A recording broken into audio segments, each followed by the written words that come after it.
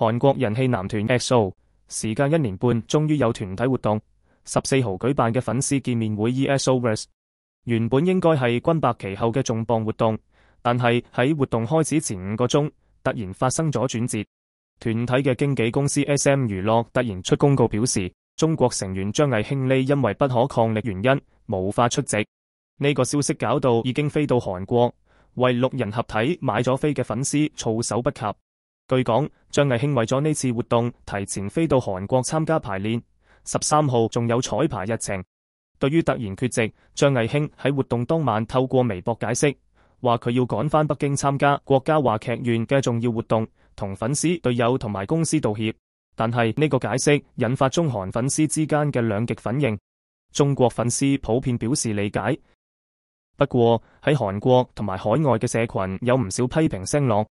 好多網友質疑，如果有官方行程，應該早啲計劃，唔係臨時放飛機，呢個行為根本就係唔專業。仲有啲留言好嬲咁話佢想嚟就嚟，想走就走。